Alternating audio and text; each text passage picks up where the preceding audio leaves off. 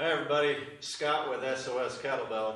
I'm doing a couple of lifts before my training clients get here this evening, so I wanted to share them with you, show you my technique on those, and hope you guys get something out of those. So the exercise I wanted to start with is the get up. I'm a maintenance person, I'm a construction guy, a landscaper. I do a lot of labor during my days, so as a result my hips, my back, my forearms and elbows tend to get overused and tired. So the get up is an exercise I use to alleviate a lot of that pain. It mobilizes my low back, and it's just something I really enjoy. Another key point in why I choose to do this, as we age, one of the major risks during aging is falling and not being able to get up. So this actually has a practical application for us as we get a little bit older. So it's a pretty useful exercise. So we're going to do some arm bars and get-ups and check it out and see how it goes. So I'm going to have a nice tight wrist. I start on the ground and I get my hand all the way into the kettlebell. So I've got the webbing of my thumb and index in this bend, and then I've got contact of my wrist down here at the bottom of the other side of the handle. So nice and tight. We always want to make sure our forearms super tight here, lats engaged on these. So to do your arm bar, I'm going to kick this top leg over, the same side leg that the bell is on. I'm going to put my hip down, make sure my palm's in place to stabilize my upper body a little bit. And when I kick my leg over, I'm going to have a nice good grip on this, and I'm going to let this bell drop down. So my lats, or my elbows back behind my torso. I'm getting a nice deep lat and deltoid stretch here. So I've worked up to these over time. If you're new to these, go really light, but I don't think this is a dangerous exercise. I've got 4 titanium posts in this shoulder that are anchoring my tendon because I ripped it off of the bone in 1995. All right, so I go back to my back. We're going to start to get up here. So I want my foot, same side foot, really pushed strong into the ground. Opposite palm's about 45 degrees off. So I'm going to press that heel. I'm going to roll this hip down. I'm going to push my elbow and palm into the ground and sit up nice and tall. From here, I'm going to lift my hips. I'm going to sweep this leg underneath and through, and I get a really nice back stretch here. Then we have weight transfer. From here, you want to square your lunge up and stand. Then we reverse the lift. Always make sure that that shoulder is in good position.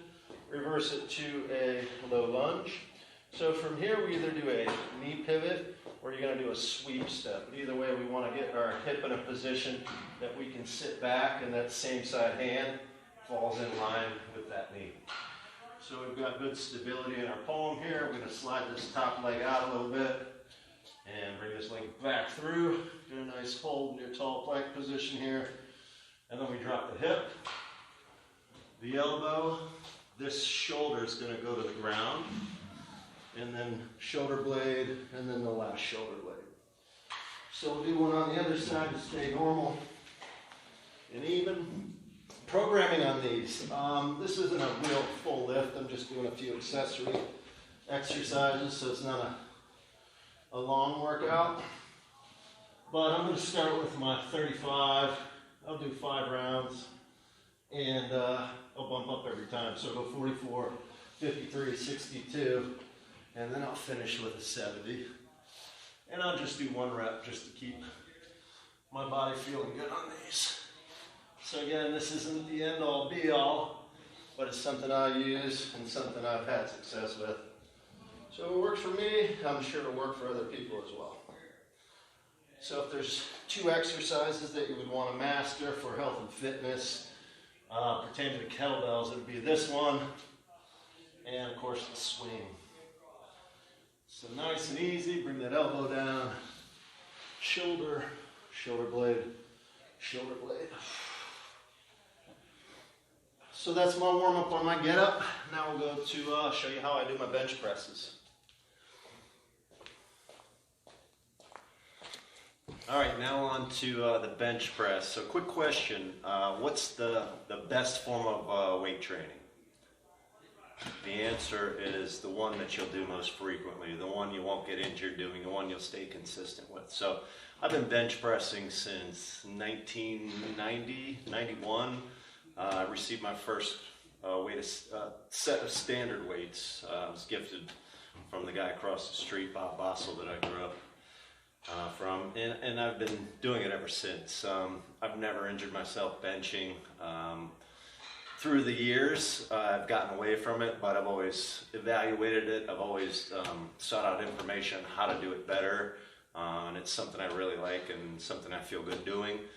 Aesthetically, my chest is probably my smallest, weakest part, so that's, you know, something I try to build up, and that's the reason why I do bench press. So when I line up, I put my hands in the scores here, middle finger on the ring, so my feet are planted nice and tight into the ground. I squeeze my glutes. I want to make sure that my lats are engaged, and I push my shoulder blades into the ground. So just like on the get up, I'm going to lift this bar, and I want my punching knuckles lined up with the ceiling. Okay, so lots of lat, lots of glutes, lots of legs. I'm going to bring this bar down, nice and slow under control, and then fire it back up. Inhale in, exhale out and through it.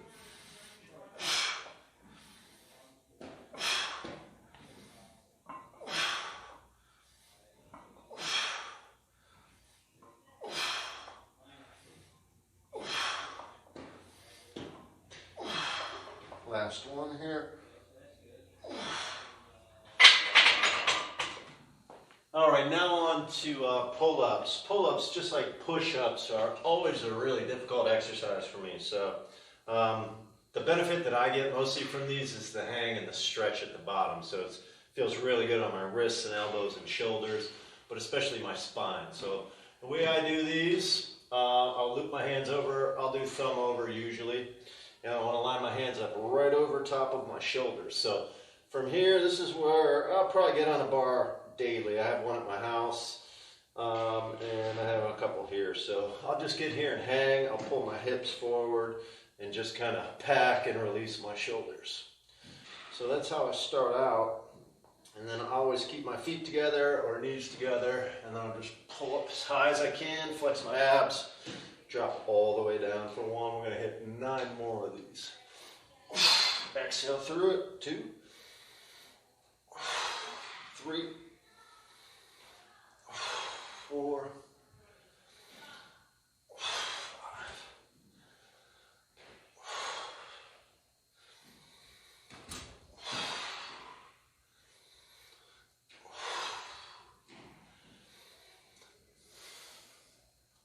One more.